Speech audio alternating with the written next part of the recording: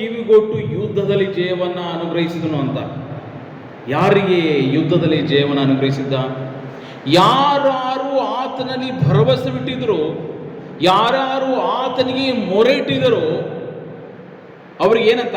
ಯುದ್ಧದಲ್ಲಿ ಜಯವನ್ನು ಅನುಗ್ರಹಿಸಿದ ಎಂಬುದಾಗಿ. ಅವರು ದೇವರ ಮೇಲೆ ಭರವಸೆ ಬಿಟ್ಟಿದ್ದರಿಂದ ಆತನು ತನಗೆ ಮೊರೆ ಇಟ್ಟ ಅವರಿಗೆ ಕಿವಿಗೊಟ್ಟು ಯುದ್ಧದಲ್ಲಿ ಜಯವನ್ನು ಅನುಗ್ರಹಿಸಿದನೆಂಬುದಾಗಿ. ಆ ಒಂದು ಯುದ್ಧದಲ್ಲಿ ಸಾವು ಮರಣದ ಒಂದು ಸಂದರ್ಭದಲ್ಲಿ ಅನೇಕ ಜನರು ಯುದ್ಧಕ್ಕೆ ಬಂದಿದ್ದಾರೆ. ಆ ಒಂದು ಯುದ್ಧದ ಸಮಯದಲ್ಲಿ ನಾವು ಏನು ಮಾಡಬೇಕು? ಬೇರೆ ರಾಜ್ಯರನ್ನು ಕರಿಬೇಕಾ, ಯಾರ ಸಹಾಯವನ್ನು ಕರಿಬೇಕು ಎಂಬುದಾಗಿ ಅವರು ಯೋಚನೆ ಮಾಡಲಿಲ್ಲ. ಅಲ್ಲಿ ನೋಡ್ತೇವೆ, ರೂಬೇನ್ಯರು, ಗಾದ್ಯರು, ಮನಸ್ಸೆ ಕುಲದ ಅರ್ಧ ಜನರು ಅವರು ಯುದ್ಧಕ್ಕೆ ಬಂದಾಗ ಅವ್ರು ಏನ್ ಮಾಡ್ತಾ ಇದ್ದಾರೆ? ಅವರು ದೇವರ ಮೇಲೆ ಭರವಸೆ ಇಡ್ತಾರೆ. ಸ್ವಾಮಿ, ನೀನು ಈ ಯುದ್ಧವನ್ನ ನೀನು ಜಯಿಸಲಿಕ್ಕೆ ಸಾಧ್ಯ, ನೀನು ಈ ಯುದ್ಧದಿಂದ ನಮಗೆ ನೀನು ಬಿಡಿಸಲಿಕ್ಕೆ ಸಾಧ್ಯ ಎಂಬುದಾಗಿ ಅವರು ದೇವರಲ್ಲಿ ಭರವಸೆಯನ್ನು ಇಡ್ತಾ ಇದ್ದಾರೆ. ದೇವರಲ್ಲಿ ಭರವಸೆ ಬಿಟ್ಟು ಪ್ರಾರ್ಥನೆ ಮಾಡ್ತಾ ಇದ್ದಾರೆ. ಯುದ್ಧಕ್ಕೆ ಬಂದಿದ್ದಾರೆ, ಯುದ್ಧವನ್ನು ಜರುಗ್ತಾ ಇದೆ, ಏನಾಗುತ್ತೋ ಗೊತ್ತಿಲ್ಲ.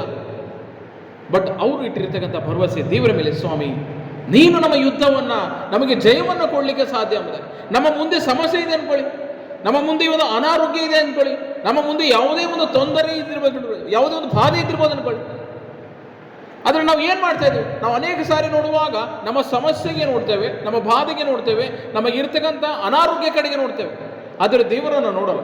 ಆದರೆ ಅಲ್ಲಿ ನೋಡ್ತೇವೆ, ಅವ್ರ ಅರ್ಧ ಜನರು ಯುದ್ಧಕ್ಕೆ ಬಂದಾಗ ಅವರು ದೇವರಲ್ಲಿ ಭರವಸೆಯನ್ನು ಇಟ್ಟು ದೇವರಿಗೆ ಪ್ರಾರ್ಥನೆ ಮಾಡ್ತಾ ಇದ್ರು.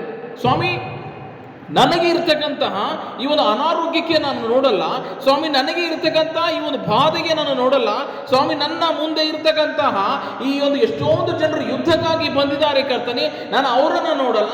ನನ್ನ ಮುಂದೆ ಇರ್ತಕ್ಕಂಥ ಯಾವುದೇ ತೊಂದರೆ, ಸೈತಾನರು ಯಾವುದೇ ವಿಷಯಗಳನ್ನು ನನ್ನ ಮುಂದೆ, ನನ್ನ ಜೀವಿತದಲ್ಲಿ, ನನ್ನ ಕುಟುಂಬದಲ್ಲಿ ಮುಂದೆ ಇಟ್ಟಿದ್ದರೂ ಸಹ ಸ್ವಾಮಿ, ನಾನು ಏನು ಮಾಡ್ತೀನಿ? ನಿನಗೆ ನೋಡ್ತೀನಿ.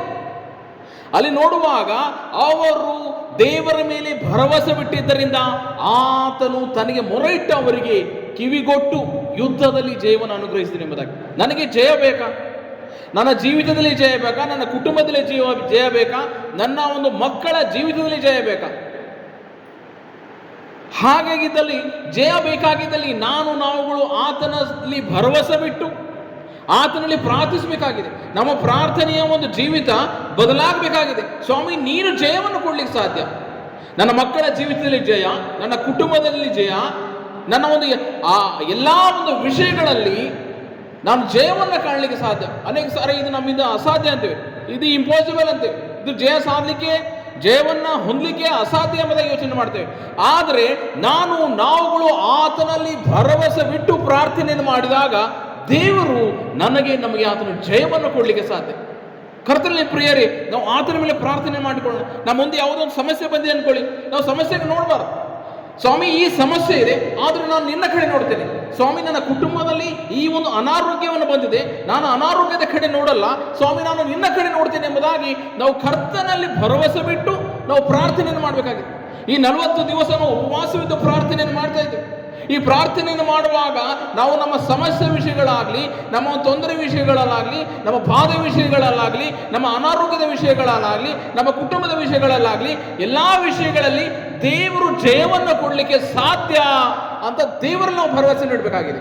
ನೀನು ಕೊಡಲಿಕ್ಕೆ ಸಾಧ್ಯ, ನನ್ನ ಕುಟುಂಬದಲ್ಲಿ ಆಶೀರ್ವಾದ ನೀನು ತರಲಿಕ್ಕೆ ಸಾಧ್ಯ, ನನ್ನ ಜೀವಿತದಲ್ಲಿ ಆರೋಗ್ಯ ನೀನು ಕೊಡಲಿಕ್ಕೆ ಸಾಧ್ಯ ಎಂಬುದಾಗಿ ದೇವರಲ್ಲಿ ಭರವಸೆ ಬಿಟ್ಟು ಪ್ರಾರ್ಥನೆಯನ್ನು ಮಾಡಿದಾಗ ದೇವರು ನಮ್ಮ ಪ್ರಾರ್ಥನೆಯನ್ನು ಆತನು ಕೇಳಿದ್ದಾನೆ.